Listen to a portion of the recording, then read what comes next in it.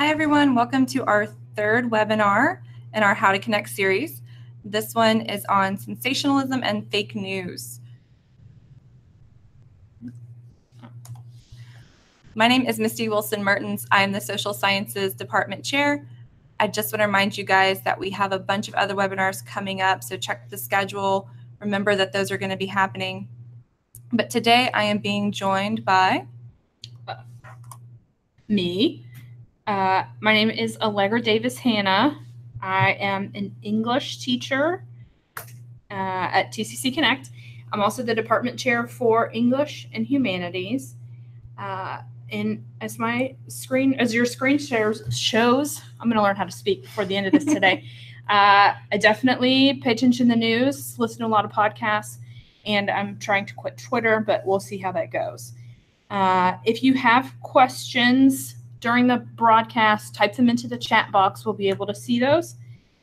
And in the description of the video, guys, there's a link for a quiz we're going to be using later. So just make sure you grab that and put it in a second tab and are ready to go. All right, so Allegra, tell us. Sound okay? What is fake news? Fake news is absolutely untrue hoax, falsifications. So that's things that people make up for either entertainment purposes or to trick people or to manipulate the situation. Okay, and clickbait? Clickbait is mostly true or all the way true, but it is written in a way that misleads people into thinking it's a juicier story than it is. It's basically what it sounds like. They're baiting you to click on something. So they give you dramatic headlines so that you click on it and read the story. And, they get money and ad money based on how many people click on their links. And this one's been in the news a lot in the last week. But what's an opinion or a commentary? So opinion pieces are separate from the news, and they are written to express the kinds of opinions that citizens are having. And so newspapers publish them, but they're different than the news, and they're valid, but so that's separate. All different from real, true, authentic journalism. Absolutely. So authentic journalism is something that you might read in a newspaper, like the Star-Telegram in Fort Worth or the Dallas Morning News in Dallas. Those are professionally trained journalists who are responsible to the truth and report their stories to editors. They have professional fact-checking. And so that is where we want to get our information about what's going on in our communities in the world. So if that's real, true journalism, what is this phase that we keep hearing all the time? What is fake news? Fake news, again, it's deliberately wrong information, misleading you on purpose. So running up to the 2016 election, there was a lot of fake news that tried to convince people that politicians were even worse than they really were, or trying to mislead people against voting or to vote for the wrong people. They're also motivated by money, so trying to get people to become really freaked out and afraid of something and to spend money on a cure for something they don't need. They try to look like legitimate news sources. In fact, most fake news sites try to mimic the look of an actual news source. And so with fake news, we have a bunch of different types or kinds of fake news, right? We do. So here's an example. And so this is a fake news headline. This isn't an exaggeration. It's absolutely 100% untrue. And that's this headline that says, CDC doctor says disastrous flu shot is causing a deadly flu outbreak. And you see, or you will see, because we guess we have a delay. We have about a minute lag. Okay. So the flu shot is not a disaster. The CDC doctor never said it. And the flu shot wasn't causing a deadly flu outbreak. So this whole thing is just completely 100% false. False. Completely untrue. So it's fake in the sense that it's just completely not real. Not real at all. Okay. So our next type is? This is also completely not real at all, but this is made to look like it came from a news source. And so we have a lot of political fake news, as you might imagine. And so this is made to look like an ABC news page. I'm so sorry for the delay. Maybe I'm going to wait. And you're fine. It won't catch up. It'll always have a delay. Wonderful. This is Allegra's first broadcast, if y'all can't tell. I didn't realize I'm a veteran. I have 3. And I guess Austin Haynes is going to write comments that are summarizing things I'm saying, which is great for those of you who are reading along. So anyway, this is made to look like an ABC News page. You see, it kind of looks like the ABC News logo. It kind of looks like it might be a web page that a news site is, but it's fake. And this one is a very problematic fake news article, of course, because it was printed on December 19th, which was a couple weeks after Election Day. And it was telling people that we were all going to get to revote in December, which, aside from being just not true, is super unconstitutional. So, well, and this one's kind of tricky too, because if I just saw a screenshot of this and it says ABC News at the top, I could be very easily misled, right? Yeah. So we have to be very careful about the kinds of things that we read. And so, as I was explaining to Misty earlier, if you get a link on Twitter or an email to a news source and you click it and you pull it up, it might look like that ABC News page, and so you might think it's valid. It's better to just Google ABC News or CNN or New York Times or whoever you want to get your actual news from. It's better to Google that news source and go to their webpage and navigate that way. And that way you know that you're looking at an authentic news page. What you have now is another example of a fake news story, and there's a lot of these, and so it's called junk science. These are fake. Again, fake. It's not exaggeration. It's just made up. Gardasil is a vaccine for HPV, which is a sexually transmitted disease and a virus that can cause cancer. So obviously the vaccine is important, especially for young people. This headline insinuates that the vaccine is deadly and is being pushed on millions of people, and neither of those statements is true. Of course, some people have allergic reactions, but that's very rare.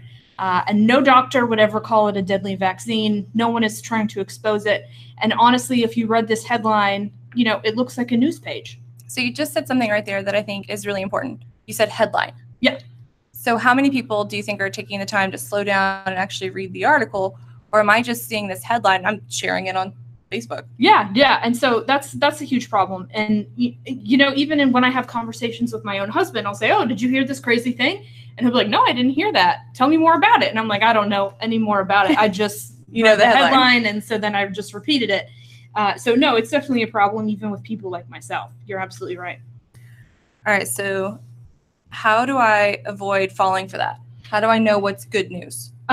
So it doesn't have to be good news. No, I'm just kidding. So how do you know if it's real news? How do I know real bad news? Yeah. So Google the headline. So if you read something that's crazy, it could be true because, as you know, crazy things happen every day. So Google the headline. If you can find the same information 2 or 3 other places, if you do a Google news search and 30 news sites come up with the same kind of headline, then yeah, it's probably true. Click on one of the stories and read it, though, because again, they could be exaggerating. You know, there are fact-checking services like Snopes. There's another one we're going to talk about later called Politifact. Just go to the website, type in a couple keywords, and if the story pops up as, you know, something that's being retweeted and a lie, then you know. Because these things tend to be viral, right? Yeah, absolutely, absolutely. So viral. They come in huge waves. So usually if you're seeing something, there's a fact check somewhere about it. Yeah, you're not the only one who's reading the fake news. If you're not sure, ask your instructors. You know, send a news article to me or to one of your instructors and say, hey, is this real? Or a librarian. Both your instructors and librarians are literally professionally trained in how to evaluate sources of information. And so librarians even more so than your instructors. So they can help you dig into something and make sure that it's being reported accurately. If a website has lots of ads or pop-ups, if it looks junky, it is junk. So if you go to, I mean, every website is going to have some kind of ads, but lots of pop-ups and lots of weird, your face is melting off kind of ads. You've seen those? Yeah. Those are all fake, or at least clickbait, less reliable. So again, don't rely on things that are linked to you, but navigate to news through the homepage of the news organization. Consult an actual newspaper. You don't have to consult. Like the paper one? You want me to go get a paper newspaper? I don't even know where to do that. I don't know where to do it either, except in the airport. Now, or, you know, the newspaper's website, but in, you know, something that is a legitimate print news organization, or NPR, which is, you know, a public news service, a source where reporters submit articles to an editor and everyone is professionally responsible for printing the truth and correcting mistakes. Sometimes professional journalists do make mistakes, and that's okay, but they retract their mistakes. And the other thing you can do is the same thing that journalists are trained to do, which is just get a second source and compare the information. That's one thing I really like to do, is look at two things, or look at the same story on two different sites and see how two different sources are reporting the same information. Well, because you can have a story that has two very different slants on it, but they're both reporting facts. Yeah, absolutely, absolutely. And one of our students here is saying that people, this happens a lot, repost something like 3 years later, and so that if you just look at it on Facebook, you read the headline and it looks like it just happened. And then, yeah, everybody gets mad when you point. Trust me, I understand the pain of being the person to point out when someone is wrong. Have you ever not been that person? No, I'm always that person. You know, just like restaurants don't like it when I tell them that their signs are grammatically incorrect, but I'm still going to do it. So English teachers have lots of friends, is what yeah, I hear you saying. We have no friends. But it looks like our students who are taking part in the chat, which definitely do that, it looks like they are pretty responsible readers, because they are pointing out to their friends that something isn't real. So, yeah, I mean, don't get your news from Facebook. I think we all learned that. Yes, Austin Snopes is a reliable vetting source. It's not the only, it's maybe not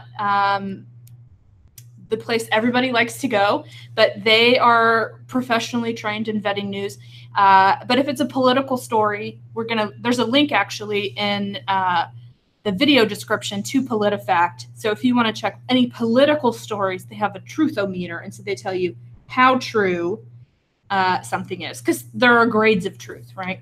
So how big of a problem overall is fake news? Fake news, when I say fake news, I mean totally untrue, made up, hoax, lies, were a huge problem in 2015 and 2016. That's because it snuck up on us. Nobody was expecting it. Nobody knew it was going to happen. And so we didn't know to be on the lookout for it. We know now, so it's not as big of a danger. And as you can see, we're becoming very savvy to Googling it, checking it on Snopes. Fewer people use Facebook for news, and fewer people use Facebook in general.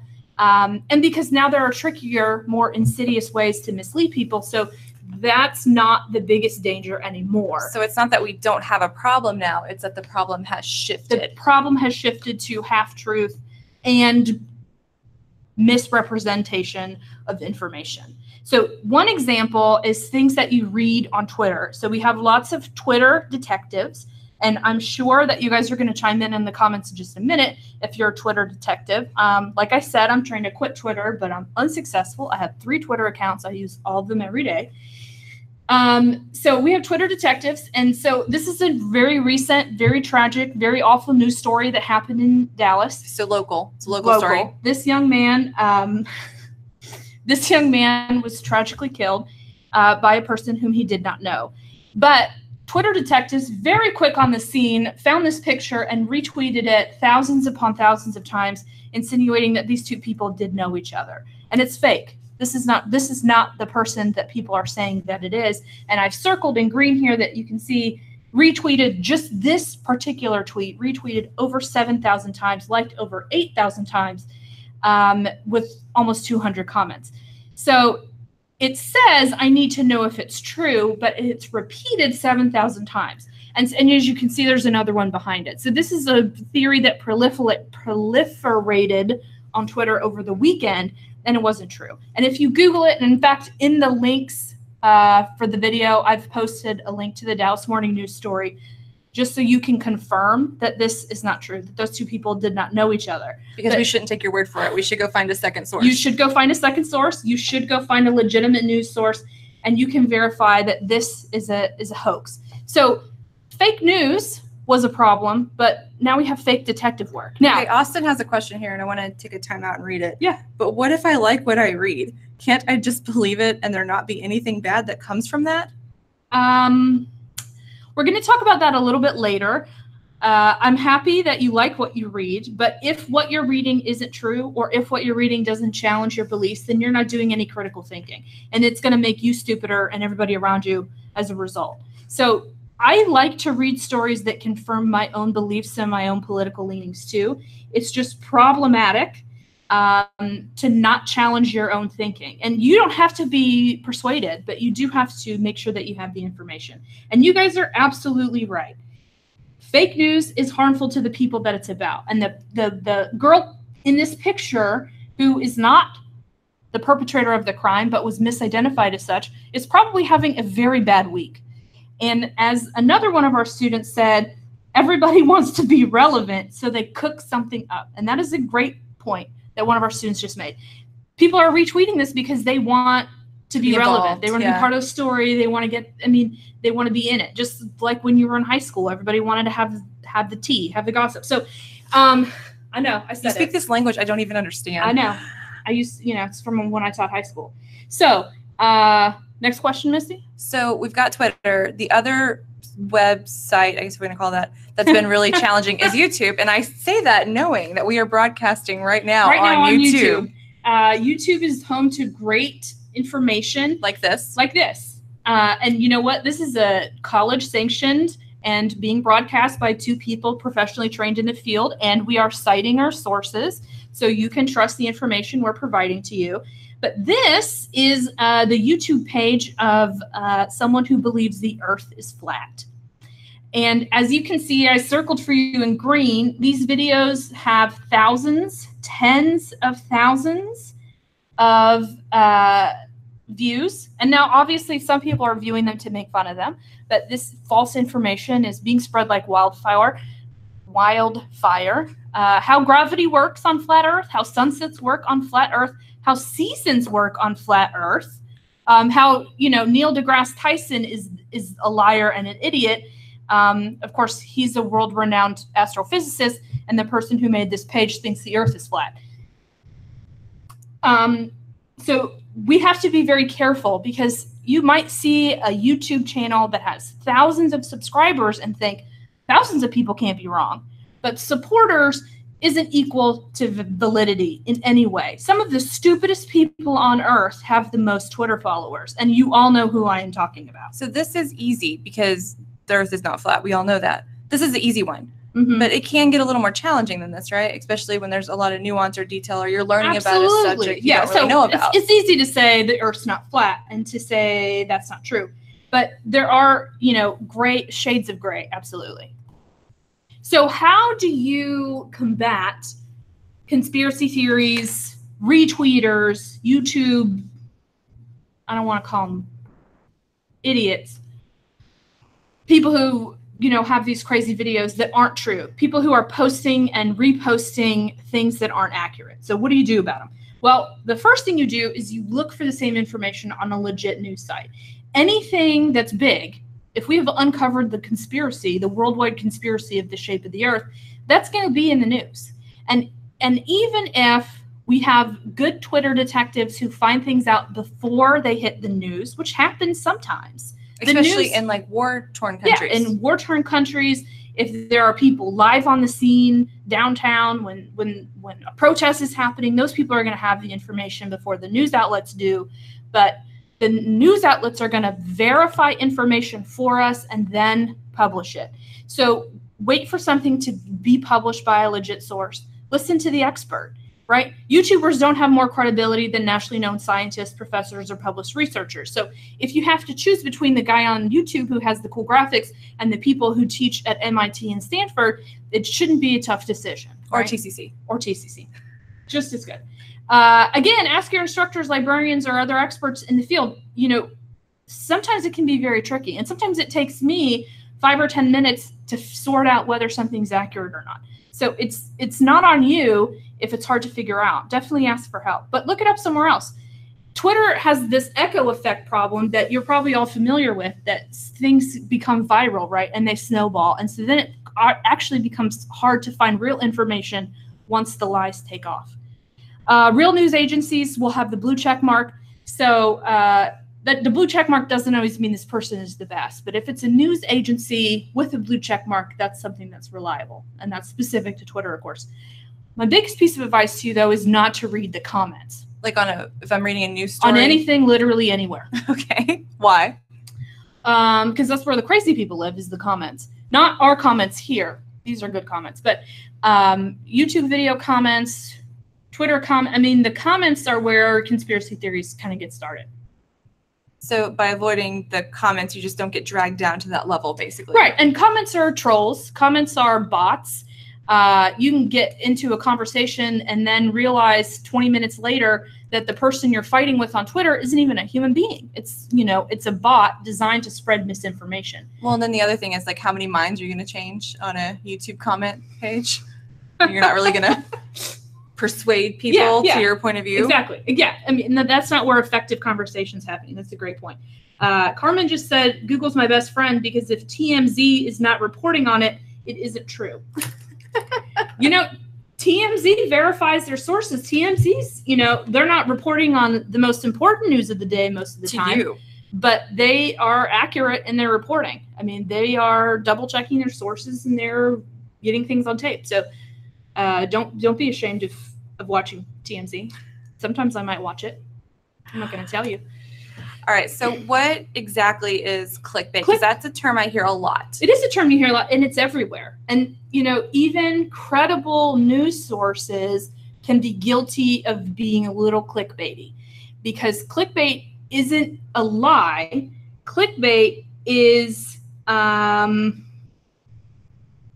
of a manipulation. It's a sales tactic. It's marketing, right? So the example I have on the screen is this tweet from some celebrity reporting thing. And it says, "You'll never believe which two stars got in a fight on the red carpet last night. Click to find out who they were fighting over." And so then we have this picture of two people walking on a red carpet. Everybody wants to click on this link because we want to find out, who are these people? Who got in a fight? Who are they fighting over, right? So it's very intriguing.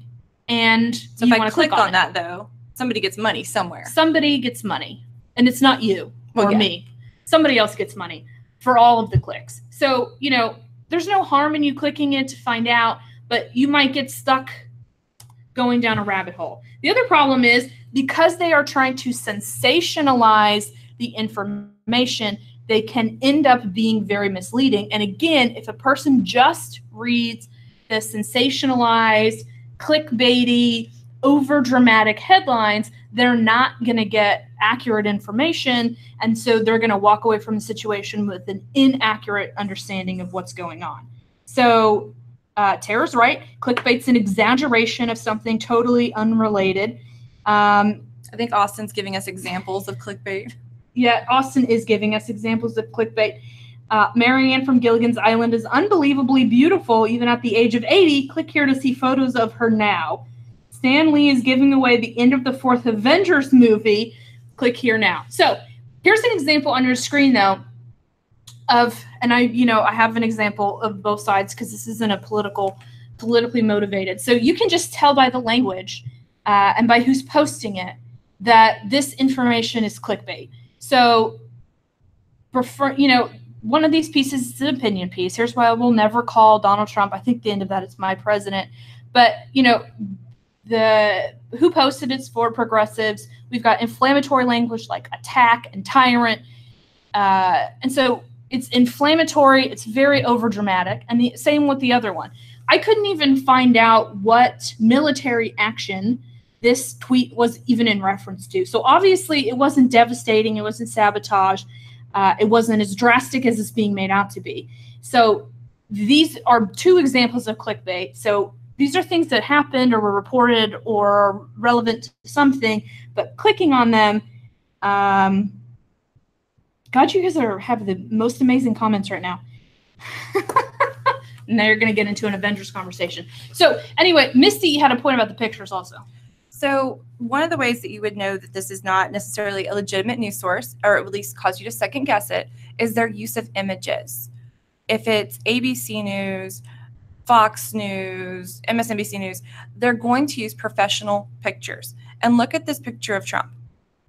That picture is designed to make him look a certain way. Mm-hmm. And the same with the picture of Obama. Yeah. That picture is designed to trigger an emotion in you. It's not just him against a background smiling, mm-hmm. yeah. or it's not him signing something at his desk. Mm-hmm. These are very, very, very specific images used for a specific purpose. Absolutely. And you have to, and this was just pointed out by Michelle in our comments, you have to think about the purpose of the article. Is it being presented to you to persuade you in a subjective and biased way? Or is it being presented to you to inform you? And if it's something that's designed to persuade you, it's going to have all this inflammatory language. And especially when we get into run-ups to elections and we have, you know, special interest groups and political ads and political campaigns posting all kinds of sometimes wrong, incorrect information, but also sometimes just misleading or inflammatory information. And so the biggest problem with political clickbait is that it's reinforcing what you believe, and it is making things more or over dramatic. And one of our students just commented about people calling legitimate news fake. And we are, I promise, going to talk about that as a part of our presentation. But so here's some more examples of political clickbait that's just designed to kind of reinforce people's pre-existing notions, right? So if you click on this and you already believe what they're going to tell you, you get lost in that echo chamber. Yeah, absolutely. So these are not stories that are going to challenge you. These are not stories that are going to inspire critical thinking. These are not stories that are going to make you any smarter, but they're going to make me feel good about my own beliefs.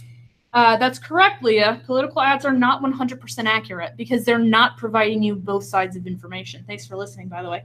Leah's one of our history professors. So yeah, these articles are going to make you feel good because they're going to say, see, I told you such and such was awful, but they're not going to make you any more aware of what's happening in the world. And of course, that is the point of the news. So the big question is, and who cares, Allegra? Yeah. And Austin asked this earlier, right? Like, why should I care if reading these fake news stories or reading these clickbait articles is making me feel good, or watching the political campaign for my favorite politician, watching them give a speech? All those things make me feel good. So why should I care about reading things that are unbiased and objective? Well, the first reason is the more times you hear something, the more likely you are to believe it. And so if you keep hearing misinformation, eventually it kind of starts to seep in. Even if it's not intentional. Even if it's not intentional.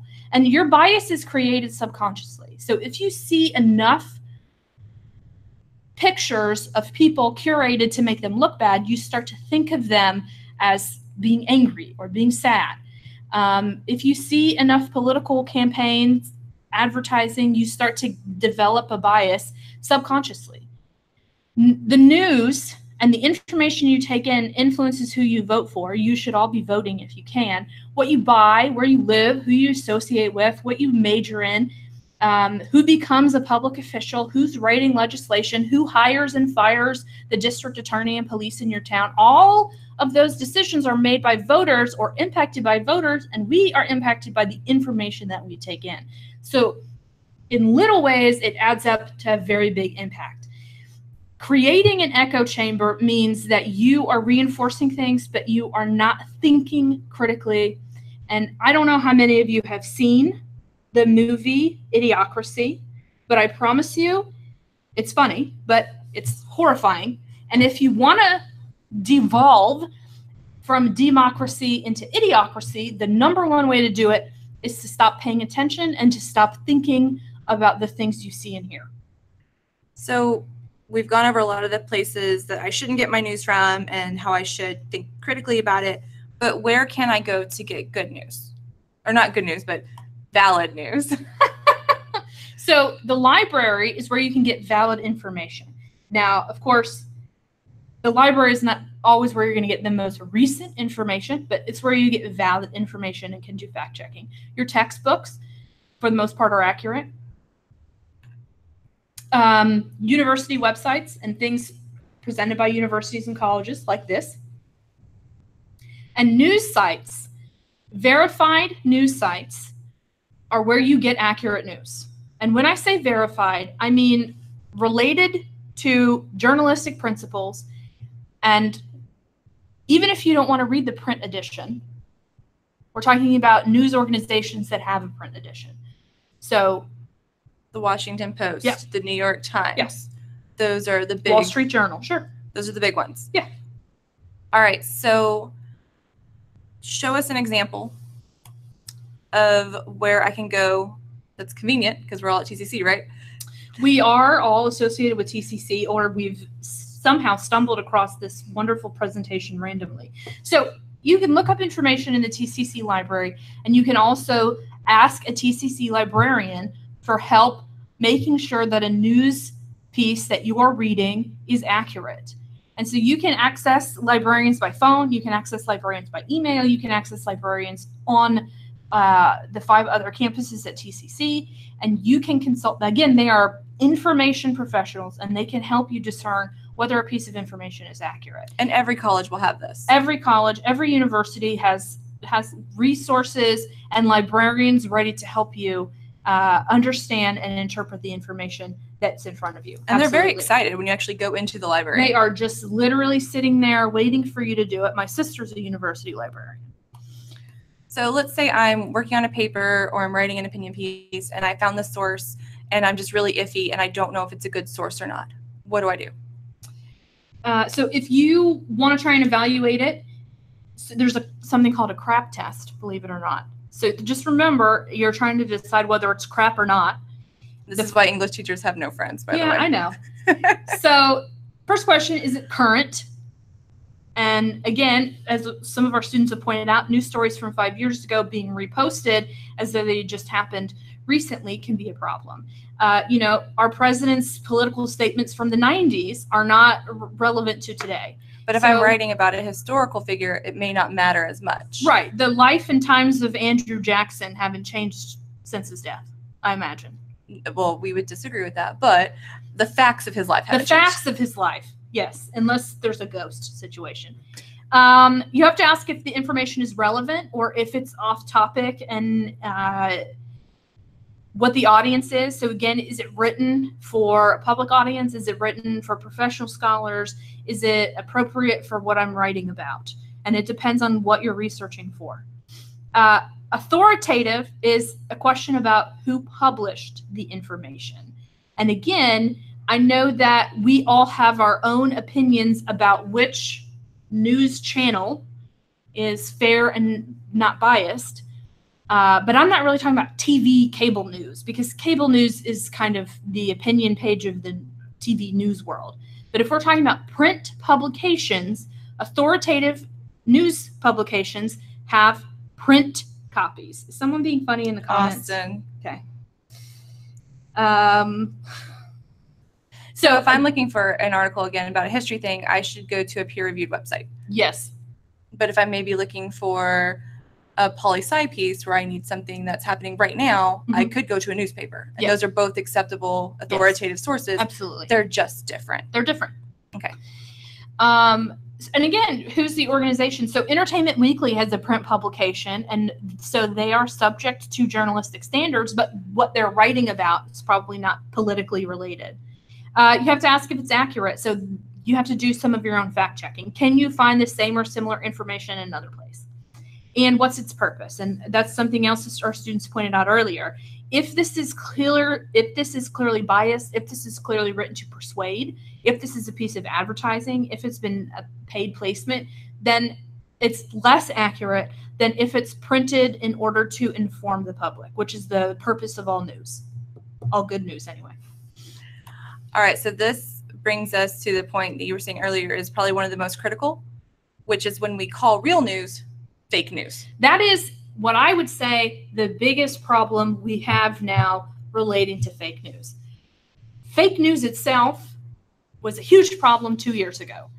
The big problem now is calling real news fake news. So I've listed here some examples of things that are real news organizations. The New York Times, the Washington Post, NPR, the Los Angeles Times, and locally, Dallas Morning News and Fort Worth Star-Telegram. Those are real, authentic, accurate news organizations printing news responsibly. They are responsible to their editors, to the public, to the truth. They do fact checking. They verify their sources. Sometimes they print things with anonymous sources, but that doesn't mean they don't have real sources.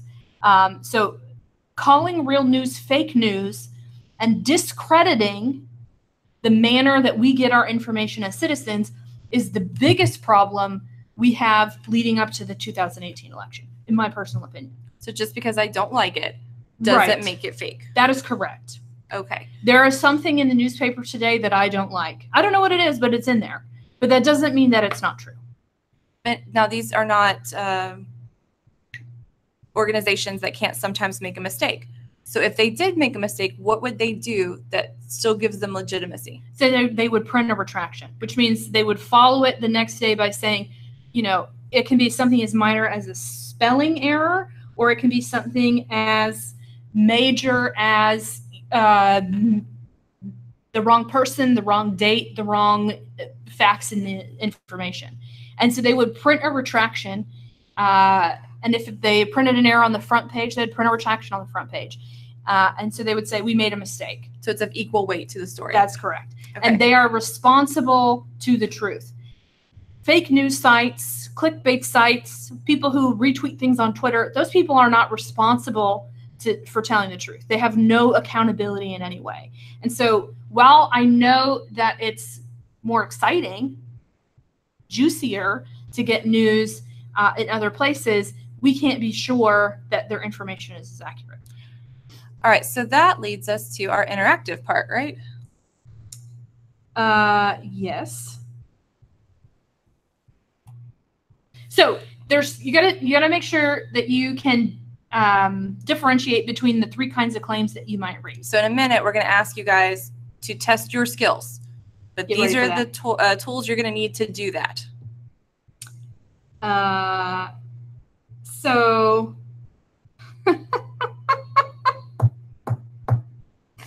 we have our very own troll. So one kind of claim you're going to read is an arguable, supportable claim that is backed up with information and that both sides have merit. So those are questions like, should we raise the minimum wage? Should we build a new stadium? Should we legalize marijuana? Should we change sentencing laws? If we're reading a responsibly reported piece of journalism, both sides will be represented in the article. So if it's a story on raising the minimum wage, they will have research and quotes from people who want to raise it and from people who don't want to raise it. That's responsible journalism. Another kind of claim you're going to see is an opinion claim, and that's wholly separate from the news arm of the organization. Every newspaper has an opinion section, and that is there to reflect the current opinions of everyday citizens, but it's different than the news. And this is just one of those times where we have great timing because, again, opinion pages have been in the news quite a bit in the last 5 or 6 days. Yes.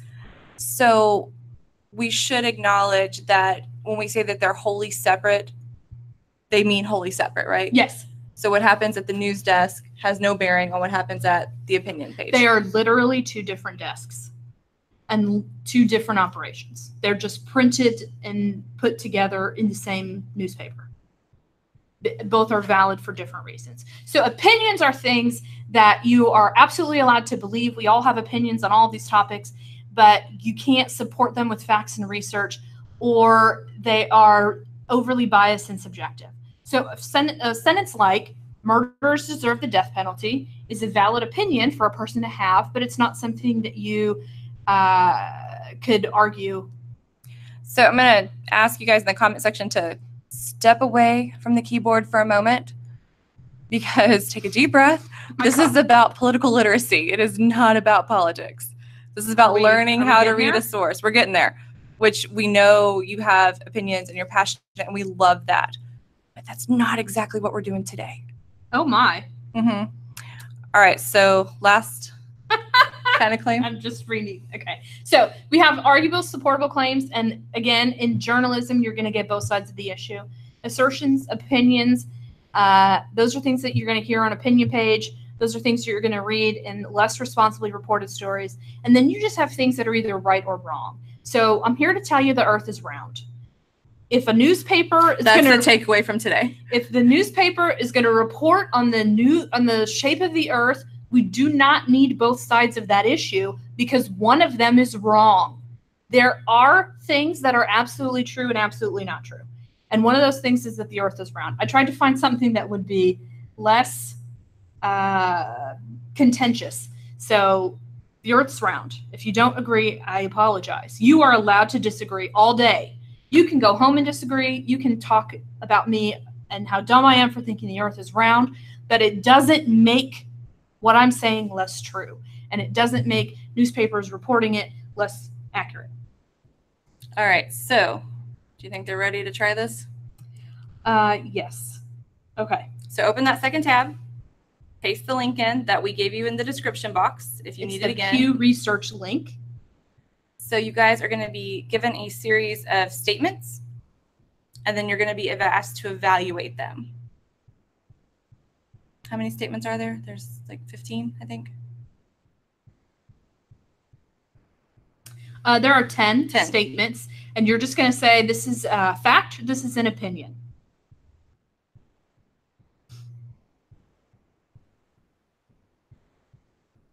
So these are the statements that you're going to look at in case you don't want to open the second tab or you are having trouble with it. So these are the 10 statements, and you're going to be asked to answer whether each is a fact or an opinion on the Pew site. The first is immigrants who are in the U.S. illegally have some rights under the Constitution. Healthcare costs per person in the U.S. are the highest in the developed world.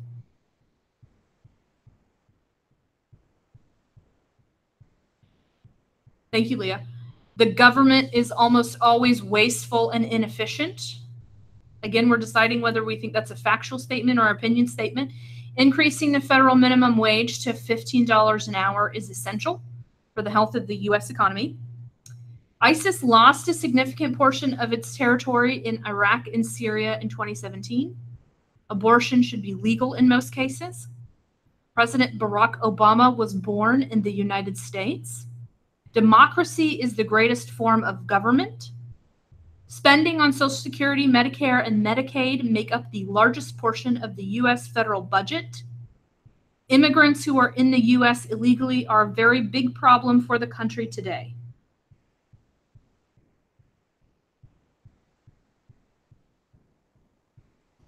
So the question is not whether you like them or whether you agree with them.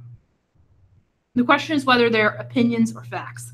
And in fact, there's probably something on the screen that you agree with, and there's probably something on the screen that you disagree with.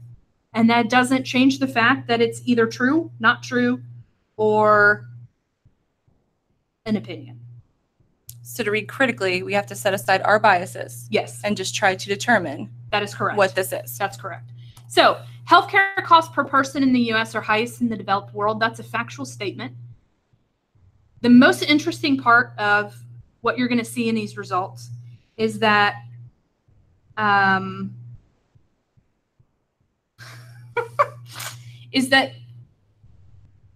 know if I can I point?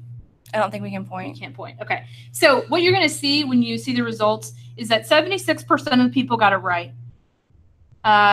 Of the people who don't trust the news, only 68% got it right.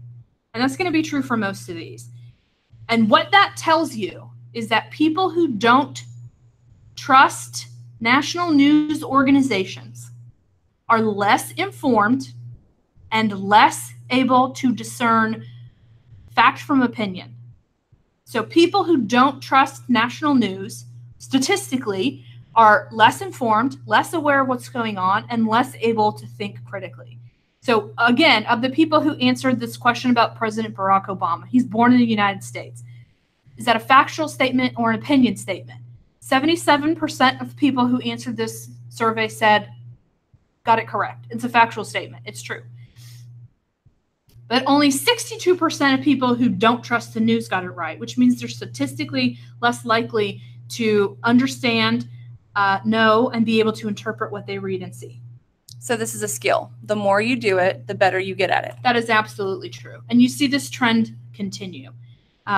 Immigrants who are in the U.S. illegally have some rights under the Constitution. Only 54% of us got it right. And again, this isn't a question of whether you like it or don't like it, agree with it, don't agree with it. It's just, it is, right? So people who did trust the news were 70% likely to get it, and people who didn't were 42% likely to get it right. And so reading the news, analyzing the news, thinking critically about all of the things that you read is making these people smarter, more aware of what's going on, and more able to understand what they read. And the pattern continues to repeat. And some of these are tricky because ISIS lost a significant portion of territory. Well, what is significant? Right. And so you can get kind of in the weeds reading some of these. And if you got some wrong, please don't take it the wrong way. I definitely got some wrong the first time I did it. And I missed this question because I thought, well, significant makes it an opinion. Significant makes it a little arguable, but I mean, the facts are there to support that argument that it lost a significant portion. So again, all of these, you can see all of the trends on the screen. Democracy is the greatest form of government. Now, that's not a question of whether you agree, but hopefully you can identify that as an opinion, right? Increasing the federal minimum wage to $15 an hour is essential for the health of the U.S. economy. That's an opinion statement, right? A lot of people agree or don't agree, but everybody can identify it as an opinion, hopefully.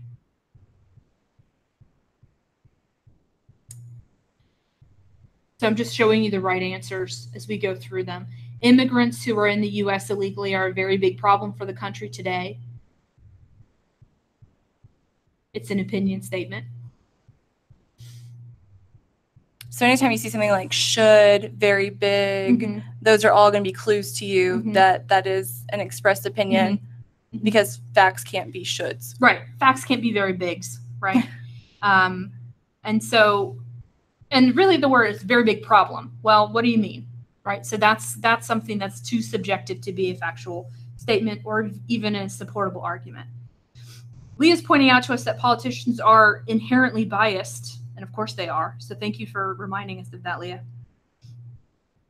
Well, it should be not just presidents and politicians. Every person has inherent bias. Everybody has bias. And so that's why we're providing our sources to you so that you can check what we're saying. And as Leah's pointing out in the comments, we should fact check anything that a politician says and just see, not just how much truth, but also what's being left out. So even if you say something that's true, you might not be reporting the whole story. And that's another reason that responsible journalism is important, because they're obligated to report both sides of the story. All right. So the best defense that we have against fake news is just closing our eyes and ignoring the world around us. Works 100% of the time. I'm just kidding, everyone. I'm just kidding. So your best defense against fake news and our best defense against becoming an idiocracy, for that matter, is number one, to be informed. So read about what's going on in the world. Think about what you're reading. Ask questions. But also, as you guys are pointing out in the comments, practice healthy skepticism. Don't believe everything you hear, read, see, just because you hear it or see it. And just because someone shouts it in a crowd in front of 1,000 people doesn't make it more true. And just because it's reported by a news organization you don't really like doesn't make it not true. So thinking about what you're reading critically is absolutely essential. Third point here is don't debate facts.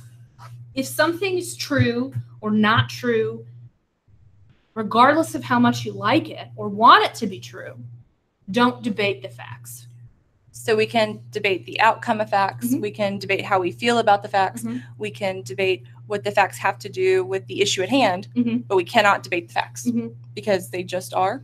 That's correct. Okay.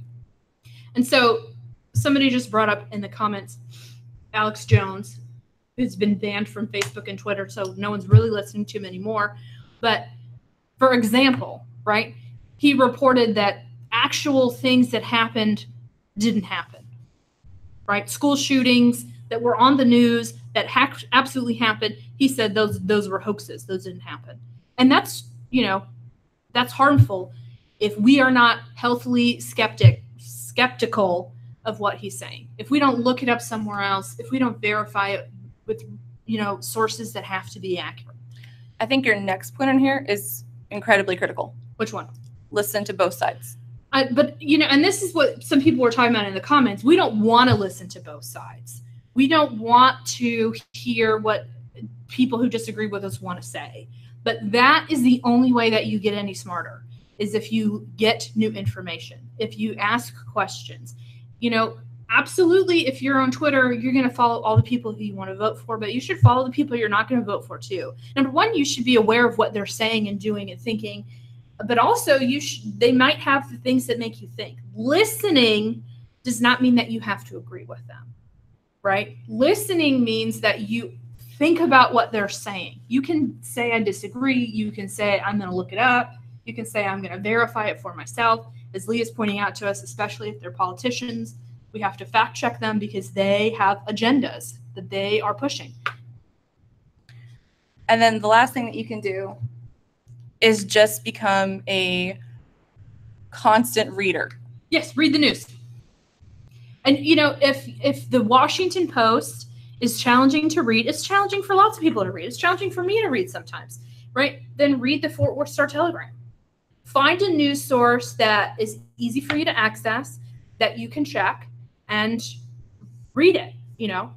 It's not very expensive to subscribe to it, but you can, read the news by logging into the TCC library. We have news subscriptions. You can walk into the library. We have newspapers if you want to touch paper. I know how old school, but reading the news is very important because, again, if I just hold on to all the things that I believe, I can be real happy about it, but I could be wrong. Information changes, and I'm not getting any smarter if I'm not exposing myself to new pieces of information. Well, and if you want to know anything about what's happening locally, you need to be reading those local papers as well. Absolutely, absolutely. And as we're going to talk about, and Misty's going to tell you in a future webinar, we're going to talk about local elections and why local issues are just as important as the ones that get all the news. Yes, to answer your question, yellow journalism is sensationalized journalism. So that's different than fake news. But yellow journalism is exaggerated. It's tabloid not journalism. Lying, yeah, it's tabloid stretching journalism. The truth a little bit. Yeah, the papers have the facts, and that's absolutely true. And again, on the rare occasions they make mistakes, they are responsible for correcting them. All right. So with all of these webinars, we're ending it this way, and we are asking for you guys to make your voices heard. So if you want to get registered to vote, you have until October 9th at votetexas.gov. You will have to print it out, and you need to mail it in. So I know that some of you want to register online. I get it. We just can't do it. We're not there yet. And then the next thing you can do is actually, after you get registered, go vote. That's correct. So you have to print your voter registration and mail it back, and you will get a voter registration card in the mail. I believe it's blue and white right now. It's a little postcard you get in the mail that tells you your precinct number and your name. And so once you get that back, you know for a fact that you're registered to vote. If you have questions about voter registration, you should email Misty. She's a deputy voter registrar for Tarrant County. So she can answer questions about registering to vote. We're not telling you who to vote for, but we are telling you to become informed about what's going on and to actually go vote. Tell them, Misty. So the TCC student population voting percentage in the last midterm elections that we had was about 14%. And I think we can do better than that this time. So we're hoping you guys take advantage of this. If you're going to vote, the best possible time to do it is early voting. It's October 22nd through November 2nd. If you early vote, you will usually get in and out of there very quickly, and it will save you a lot of time and a lot of frustration if you're voting on election day. Yeah. And if you're voting on election day, you actually do have to go to your precinct. So please remember that. If you want to come vote with us, we're going to do an exercise your right to vote on November 1st and 2nd. So you can come up here and meet some of your TCC Connect faculty members and walk with us about a block and a half down the road to go vote. And then if you want to wait until election day, it's November 6th. And then you can watch or read the news on November 6th and 7th to become informed about who was elected and who wasn't and what their policy beliefs are. Well, hopefully you're looking at that before you vote. So in the not comments, video description, you have some links. There's a link there to Politifact, which is where you can check to see how truthful politicians are being. There's a link to that Dallas Morning News story. There's a link to the Pew Research. And Misty's going to tell you about verifying your attendance. So for those of you that attended this live, in about 5 minutes, I'm going to refresh this webpage, and I will put the link for you to go to fill out the survey to get credit for attending this webinar live. That link will be up until tomorrow night at 7 p.m. So if you're watching it live or you're watching it before September 13th at 7 p.m., click that link that's going to be in the comments description. That's how you're going to get credit.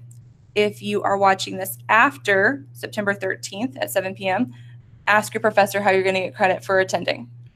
In my class, you'll be writing a small paragraph about it. In other classes, you'll give proof that you took the test that we gave you. So whichever one it is. There's an opportunity on that. So as soon as we get off of here, we're going to post a link for you. It's going to ask you for your name, for your instructor's names. We're going to send that right to your instructor to verify your attendance. You're also going to have an opportunity to give us feedback on how we did and to, ask any questions that you might have. So thank you guys for attending. Oh, yeah. And thanks for all the participation in the chat. I appreciate it. I appreciate our moderators, Austin and Leah. And it looks like our dean joined us. Thank you, Dr. Sullivan. All right. Y'all have a good day. We'll talk to you later.